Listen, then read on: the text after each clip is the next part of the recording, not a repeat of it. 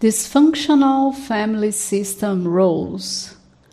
Identify and write down the roles your wounded inner preschooler chose in order to matter in your family.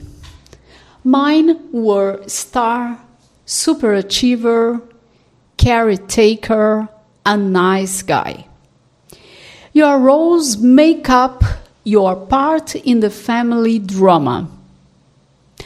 Ask yourself what feelings you had to repress in order to play your roles.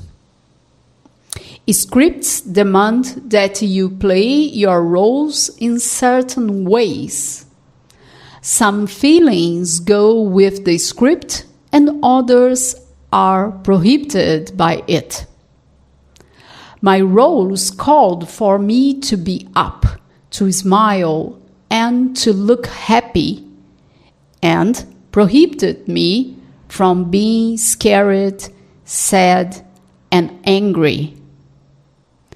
I mattered only as long as I was a star and was achieving.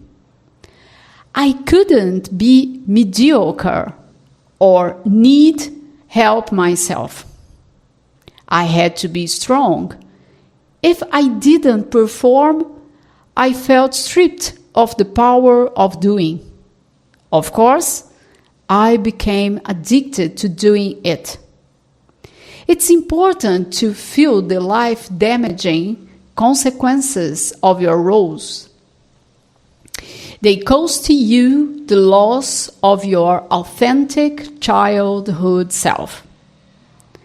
As long as you continue to play your roles, you stay in the spiritual wound.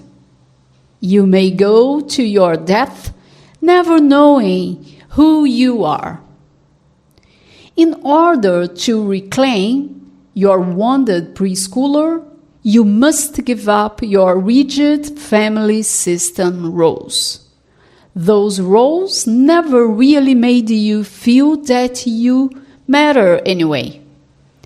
And they certainly didn't help anyone else in the family.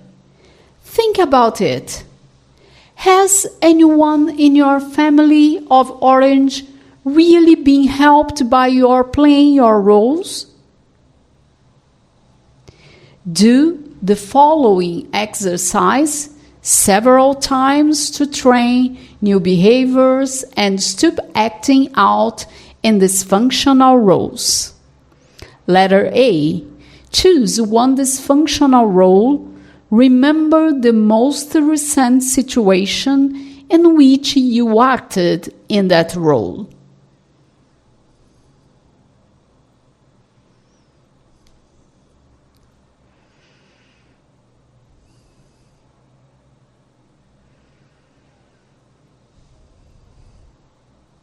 Letter B. Write down the 3 new behaviors so as not to repeat the dysfunctional role. For example, a person with the self-sufficient role might never ask for help even though they really need it. Thinking about 3 new behaviors. Number 1. She could ask someone to help her do something just for fun. Or second, she could think about a problem she is facing right now and ask someone with experience in that area for help.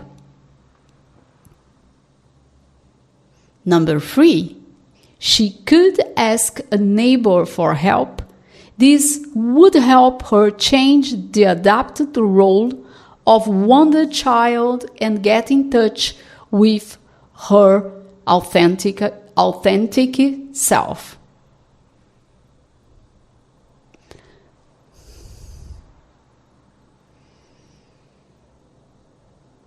Letter C. Now close your eyes.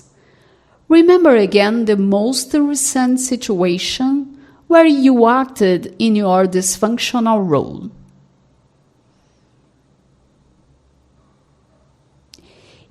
imagine that it is a movie that you can pause seconds before your dysfunctional performance.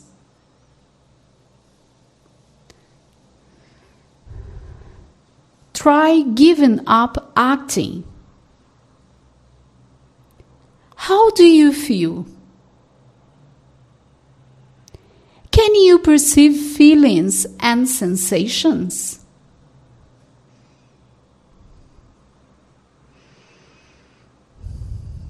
Press play and repeat the same scene 3 times, each time with one new behavior from your list of 3 new behaviors.